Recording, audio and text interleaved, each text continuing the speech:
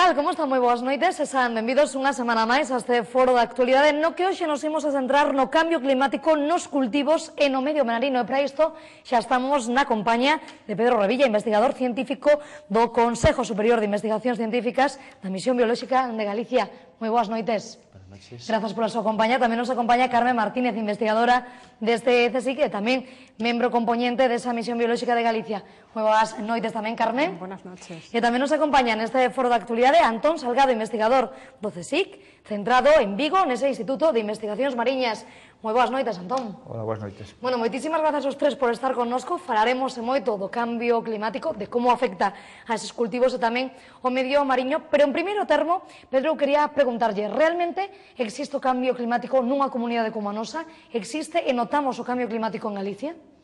Bueno, yo los datos que tengo, para empezar, son desde los años 70, o sea, poco más de 40 años, y únicamente en Pontevedra. Esos son los datos que yo he analizado. Y ahí lo que se observa, pues no hay un aumento lineal significativo de la temperatura media, pero sí que aumentan las temperaturas máximas y disminuyen las temperaturas mínimas. Es decir, el clima está haciendo un poco más extremo e irregular. Ha cambiado también la distribución, digamos. En otros lugares el cambio se observa, por lo que he leído de las publicaciones, se observan cambios más importantes en otros sitios.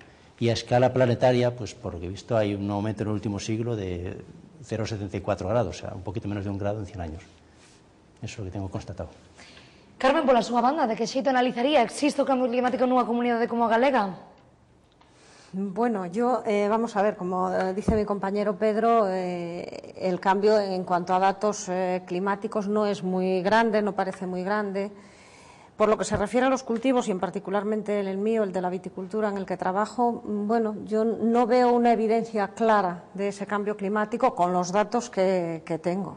Esa es mi opinión. Antón, pola súa banda, existe o cambio climático? De que xeito afecta? Bueno, igualmente, cos datos que temos recollidos, claro, o medio mariño é diferente ao medio terrestre, pero sí se poden estudar certas variables, non? Que nos poden indicar si ten habido ou non cambios, non? Entón, por exemplo, un dos aspectos máis significativos, dos que además se ten falado estes días, é o da subida do nivel do mar. No caso de Galicia hai un mareógrafo en Vigo e outro mareógrafo en Coruña que están registrando datos desde 1940. E se collemos esa serie de datos hasta o ano 2010, que é o último ano que eu analicei, notamos unha subida do nivel do mar de 17 centímetros. Esa subida do nivel do mar asociase ao cambio climático fundamentalmente, ou ao menos en parte, pola fusión dos xeos ou pola aumentar a temperatura da auga, que tamén a temos observado. Igualmente, como no caso de Pedro, non temos registros de centos de anos, non? Que é o que habería que ter para constatar como era o mundo antes de que os humanos fósemos 6.000 millóns a como é agora, non? Pero se collemos desde o ano 40, é dicir, os últimos 60 anos, sí que hai cambios significativos que se ven no nivel do mar, que se ven na temperatura da auga, subiu aproximadamente tamén 1 grado centígrado, na intensidade dos ventos que soplan na costa, tamén hai datos desde os anos 60, e se ten observado unha caída. É dicir, temos evidencias de que o clima está cambiando, non sobre escalas de centos de anos, pero sí sobre escala, digamos, nos últimos 60 anos. Seguimos falando sobre máis asuntos vencellados con este tema. Eu quería preguntarles que parámetros do clima son os que están cambiando na actualidade, Pedro, dende a súa área, cales son eses parámetros? Yo he analizado los datos globales de los que tenemos en la estación meteorológica. Es una estación meteorológica muy antigua, pero están sistematizados desde esos años. Y lo que observo, además de lo que he dicho antes, de que suben las temperaturas máximas y bajan las mínimas, es muy poco, es 0,8 grados. Pero bueno, es un periodo también corto. Hay variaciones significativas en la temperatura media, aumenta en primavera y decrece en otoño, por ejemplo. Las temperaturas máximas aumentan a comienzos de año y las mínimas disminuyen a finales de año. Y la distribución de las lluvias se hace más irregular, con disminuciones en febrero y aumento en agosto y en octubre, por ejemplo. Otros cambios son más pequeños y la mayor parte de ellos no son significativos en nuestro terreno. Carmen, dende o seu terreno, condenos un poquinho cales son eses parámetros do clima que están cambiando a día de hoxe, o que podemos notar esa evolución, ese cambio. Bueno, los parámetros son un poco lo que dice Pedro, Sí, los que le apunta exactamente. Ahora, el cambio que se observa por ejemplo, en nuestro caso, que a veces te dicen los viticultores, es que madura antes la uva o es que madura después. Yo creo que no son achacables al cambio climático, sino al enorme cambio que ha habido en lo que es el cultivo de la vid, desde las variedades que se empleaban pues, a principios del siglo XX, que eran nuestras antiguas variedades viníferas, con unos periodos de maduración, de brotación diferentes a lo que llegó después, en los años 60-70, los híbridos productores directos, y a lo que volvemos a tener ahora, que son las antiguas viníferas. Entonces, yo pienso que esos cambios, desde luego, son achacables a ese cambio varietal, a ese cambio enorme que se ha producido en la viticultura, en el manejo de cultivo, ahora al cambio climático. Yo con los datos que tengo no me atrevería a decirlo. Seguimos, Antón, dende o seu punto de vista, se fala un poquinho deses parámetros, pero cales serían eses parámetros do clima que afectan? Un poquinho insistir no que dixen antes, non? Nos si observamos cambios no nivel do mar, cambios na temperatura da auga, cambios na intensidade dos ventos, e por engadir un máis agora, cambios na acidez da auga, no pH da auga, non? Que é outro dos aspectos importantes asociados ao cambio climático, porque o océano está a disolver parte do dióxido de carbono que emitimos á atmósfera ao queimar os combustibles fósilos. Ese dióxido de carbono, ao mesturarse ca auga, forma ácido carbónico, e entonces a auga de mar se volve máis ácido. E nós tamén temos observado, tomando datos desde os anos 70 a toda agora, que as costas galegas, en xeral o océano que rodea Galicia, ten aumentado o seu pH tamén. É dicir que nos notamos que cando collemos datos dos últimos, no caso a nivel do mar, da temperatura dos últimos 60 anos, e no caso do pH, pois dos últimos 40 anos, que é certo que non é unha escala de tempo moi longa, pero que pois esta preocupación é unha preocupación recente, hai que ir tirando dos datos antigos que hai, e non te podo remontar a 150 ou 200 anos, que sería o ideal, pois sencillamente porque naquel tempo nin se medía o nivel do mar, nin se medía o pH, a temperatura sí, en algúns casos, pero moi pouco. Entón, realmente, hai no caso de Galicia, que non é un país no que a ciencia teña unha tradición de centos de anos, pois as series que temos son relativamente cortas. Ora, hai evidencias de que está cambiando. É asignable 100% ao cambio climático? É unha resposta moi difícil de dar. É dicir, podes ter intuición ou ter, digamos, hipóteses, máis que nada, máis que intuicións, hipóteses de que eso se debe ao clima polo que se ve noutras rexións.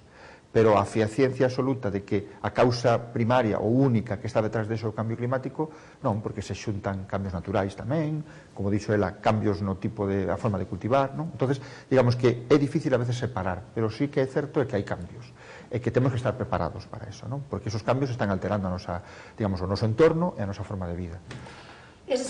Carmen, iba a decir que por otro lado, claro, uno de los problemas que tenemos es que no hay demasiados datos porque los nuestros quizás de la misión biológica son los más antiguos, ¿no? De 40 años, y los que tú decías de Santiago, del observatorio. De Coruña. O de Coruña. El observatorio de temperatura de Coruña es desde 1880, claro. Pero es una estación en Coruña. Claro. Coruña no tiene nada que ver con Vigo, claro. El clima, ¿sabes? O sea, es un sitio sobre el que hay, en un lugar muy concreto, ciertos datos. Claro. Y en Pontevedra hay datos de los años 30 realmente, claro. Lo que pasa es que están sin sistematizar, claro. Entonces no... Que no son, o sea, sería estupendo tener datos pues de 100 años, por ejemplo, que nos permitiría ir... Sí, hacer un análisis más exhaustivo. Claro, claro, y de diferentes zonas dentro de Galicia o bueno, a nivel España, que tampoco hay muchísimos más datos en otras zonas de España. Galicia tiene además la componente de que tienen microclimas por todas partes, Vigo no tiene nada que ver con Pontevedra, ni nada que ver con Santiago, nada, o sea, entonces en Galicia cambió esto. Dime qué sitio de Galicia. Claro. Seguimos falando de máis asuntos en relación a esas alteracións, a esas evolucións ou a eses posibles cambios. Afectan, non afectan aos cultivos e as producións? Se a resposta é afirmativa, de que xeito afectan, Pedro? Aquí hay dos aspectos a tener en cuenta. Por una parte, los cultivos, como están manejados por el hombre tiene dos formas de manejar un cultivo. Una parte es la tecnología, la mecanización, por ejemplo, de los últimos 50 años, y por otra parte está la mejora genética. Podemos variar los cultivos y hacerlos más productivos o más adaptados a nuestras condiciones. Entonces, no se observan cambios significativos en el comportamiento de los cultivos, pero esto es sin duda porque las personas somos capaces de influir y de corregir los cambios que se hayan podido producir en el medio. Entonces, no observo, por ejemplo, un cambio lineal ni en la producción de maíz, ni en el comportamiento de la patata o de la vid, como dice Carmen, efectivamente no se observa. Sin embargo, en otros seres vivos que no están tan influidos y que algunos de ellos sí que son comestibles, sí que se observan cambios significativos. Yo lo que he visto en mis análisis es que existe una un adelanto significativo en la caída de las hojas de la higuera, que a priori parece una cuestión poco relevante, pero florecen antes los naranjos, los castaños y la vid. O sea, sí que ha habido un adelanto en los cultivos. Y por otra parte, las plagas se han hecho más irregulares. Antes se podía más o menos saber, nosotros trabajamos con algunas plagas de cultivos, y pues algunas de las plagas son ahora mucho más difíciles de predecir. Se sabía, por ejemplo, que había la plaga del taladro del maíz que tenía 2 generaciones. Ahora hay años de 3, hay años de 2, hay años que parece que hay un poco más de 3. O sea, las plagas están como algo desreguladas con todo esto.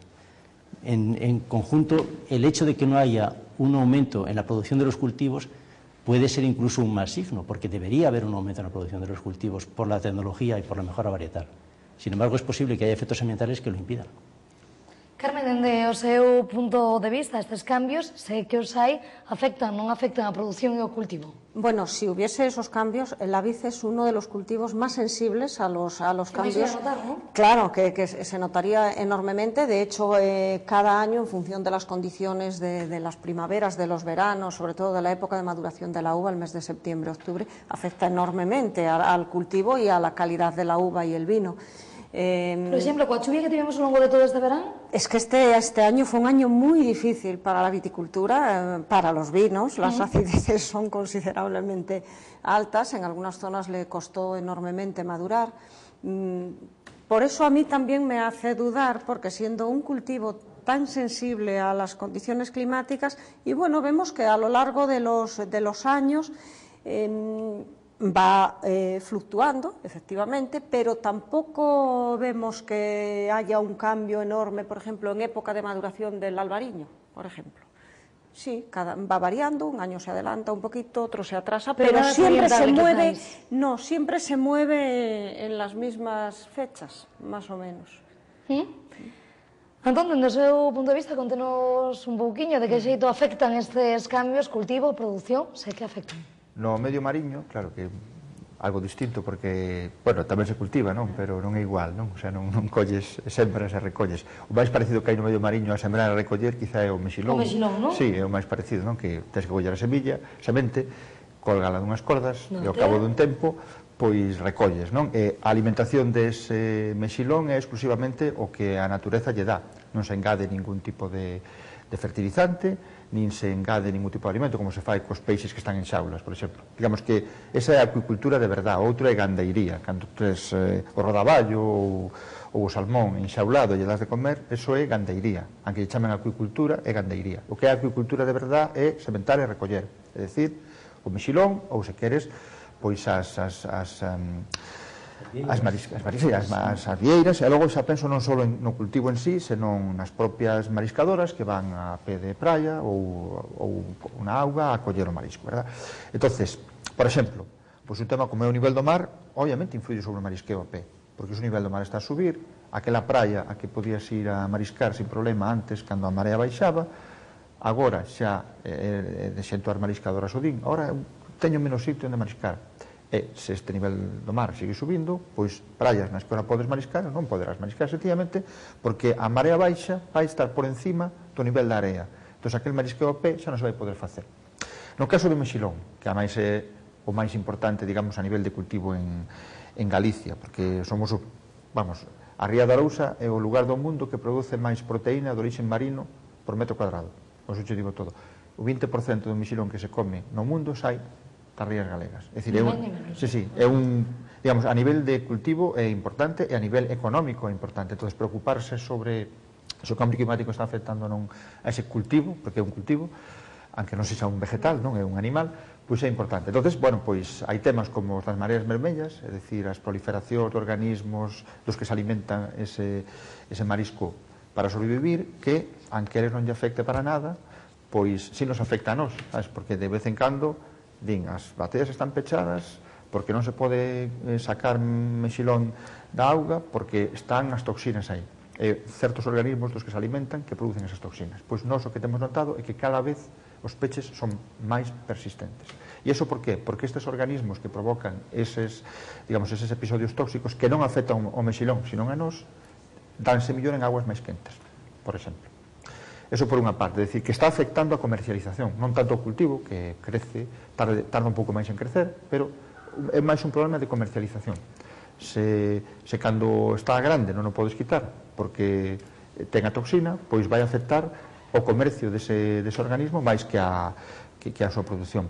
E logo tamén, por exemplo, por decir outro caso xa para rematar un poquinho, pois nos últimos 30-40 anos está observando a aparición de especies de peixe que antes non chegaban a nosas latitudes, que son peixes que antes tiñan unha distribución territorial máis ao sur, e como as augas están a aquecer, como dixen antes, aumentou 1 grado a temperatura, están aparecendo organismos que antes non estaban. É dicir, os pescadores sempre que encontran un organismo raro, lévano ali ao instituto ou a expertos para dicir, isto que é?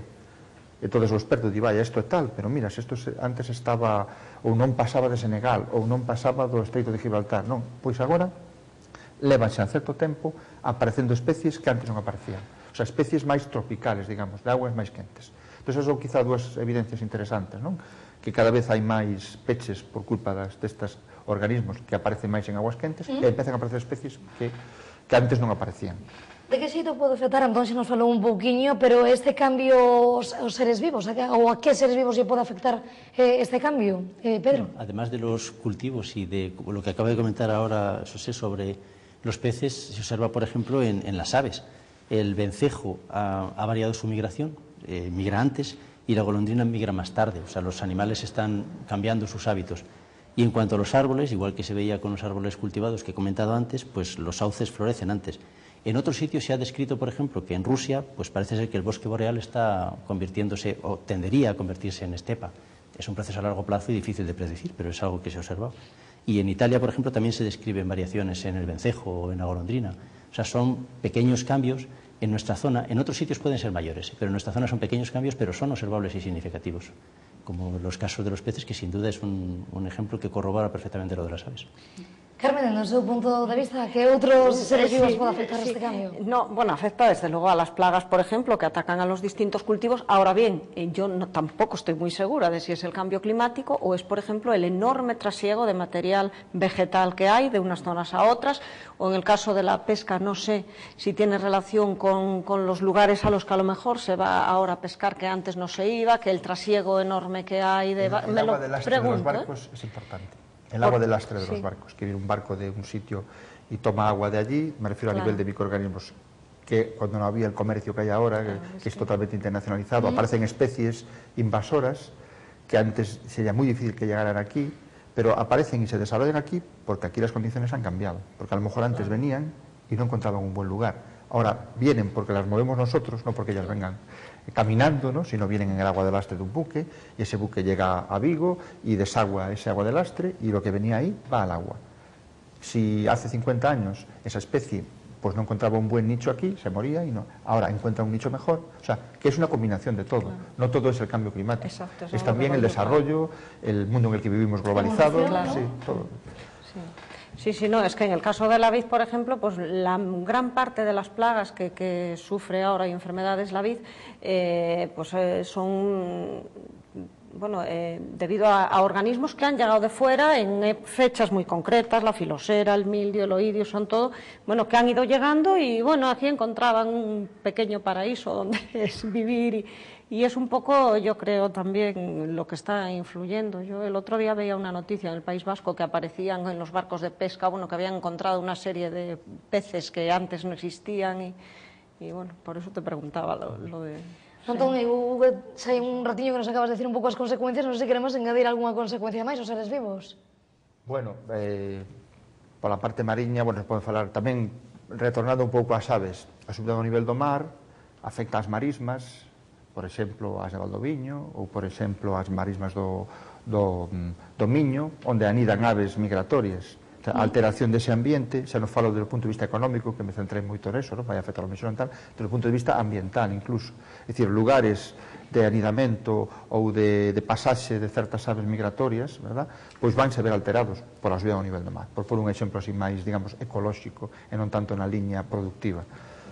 Estamos chegando casi ao final deste foro de actualidade. Eu quería preguntarlles cales son as causas reais deste cambio climático, desta evolución, destes cambios que estamos sufrindo non nos últimos anos. Que podemos facer o ser humano para evitar estes cambios? E tamén un pouquiño cal pode ser, pois, por así decilo, as consecuencias que poden ter estes cambios nas nosas vidas de cara a un futuro, Pedro? Las causas reales son difíciles de saber porque no se puede hacer un experimento controlado sobre el tema. Todo indica que hay unas causas geológicas, o sea, la Tierra tiene sus ciclos, pero esas causas están muy influidas ahora que las personas tenemos esta enorme capacidad tecnológica y capacidad de influencia sobre nuestro medio, que estamos produciendo a su vez un gran efecto sobre el ambiente. Es innegable que la cantidad de consumo de combustibles fósiles ha aumentado de una forma tremenda en las últimas décadas, que la tendencia además es a que siga creciendo y bueno, todo el mundo sabe que la contaminación de CO2 es muy perjudicial.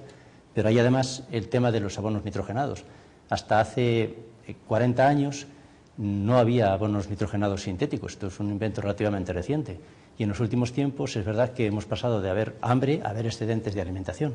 Pero eso tiene un costo enorme. Si se sigue por esa vía de producción intensiva, el problema es que los óxidos de nitrógeno son muchísimo más contaminantes que el CO2. Entonces, o corregimos nuestro hábito de producir cada vez más y consumir cada vez más, o vamos a hacer que nuestro medio sea inviable para la humanidad. Eso sería. Por lo tanto, ¿qué podemos hacer dende un ciudadano de a pé? Bueno, habría que reducir el consumo a todos los niveles. O sea, se trata de, no tenemos que esforzarnos por vivir cada vez mejor y viajar cada vez más y gastar cada vez más. Y los vuelos son baratos, pero tienen un coste medioambiental muy importante. Entonces, lo importante sería reducir el consumo en la medida de lo posible y reducir el impacto sobre el ambiente, reducir la contaminación a todos los niveles. El ciudadano es lo que tiene que hacer. Luego tendrá que exigir que el político también lo haga o que el empresario también lo haga, ¿no? Pero en principio un ciudadano debería preocuparse de eso, de reducir su consumo, de reducir su contaminación. Carmen, estamos chegando ao final deste foro de actualidade. Preguntarlle de que xeito non o ser humano, de que xeito o cidadán pode evitar este cambio climático e tamén de que xeito lle pode afectar este cambio climático á vida do cidadán. Bueno, un poco en la línea que dice Pedro, aunque yo creo que yo no veo la cosa tan negativa como él. Creo que influye el hombre, pero también, bueno, a lo largo de la historia de la humanidad ha habido cambios climáticos que no estaban producidos por el hombre, que eran cambios que se produjeron en la naturaleza.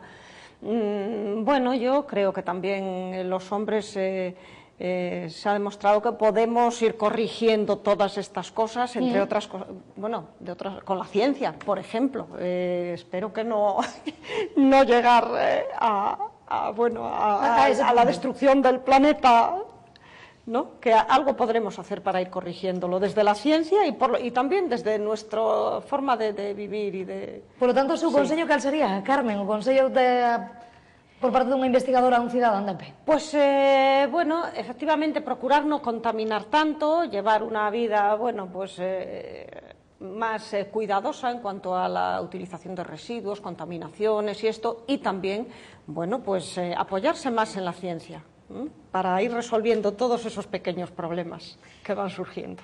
Entón, xa para rematar, contenos un poquinho de que xeito podemos evitar este cambio climático os seres humanos, os cidadáns, e tamén de que xeito pode repercutir ese cambio climático no noso día a día. Bueno, aparte de insistir no que acaban de decir os meus colegas, pois tamén, bueno, quizás apuntar que cando unha cousa, o sea, cando estamos falando de posibles consecuencias a escala de 50 anos ou 100 anos, a nós mesmos nos é moi difícil pensar en que temos que mellorar a nosa forma de comportarnos para que a xente que viva dentro de 50 ou 100 anos viva millor, incluso podemos facelo facilmente, porque teremos fillos e netos, estas cousas, non? A un político que cada 4 anos cambia, é moito máis difícil de convencelo de que cando faga unha infraestructura ou cando tome unha decisión pense en escala de 50 anos, porque por o que está preocupado é do que vai pasar nas próximas eleccións. Entón, ese, para mí, xa sin ir ao caso personal, ir ao caso colectivo, os problemas que hai, por exemplo, para que se poñan de acordo China coa India, con tal, porque temos que facer un esforzo a nivel individual, pero o gran esforzo hai que facelo a nivel colectivo, a nivel de goberno. E é moi difícil convencer a clase política, que cambia cada 4, cada 5, cada non, de que ten que resolver problemas que van pasar en 50 anos. Entonces, non sei moi ben como se pode arreglar isto, pero o certo é que esa dificultad está aí. É dicir, nós podemos individualmente traballar, pero a solución, a parte de individual, está en colectivo. Pois con estas mensaxes quedamos. Pedro Revilla, Carmen Martínez, Antón Salgado, ambos e todos investigadores deste Consello Superior de Investigacións Científicas. Moitísimas grazas por estar connosco. Boas noites. Muchas gracias. Graciñas. Boas noites tamén a todos vostedes. Lembren que voltamos o vindeiro xoves con máis temas, máis novas destacadas no noso Foro de Actualidade. Tanto, sexan moi felices. Hasta logo a todos.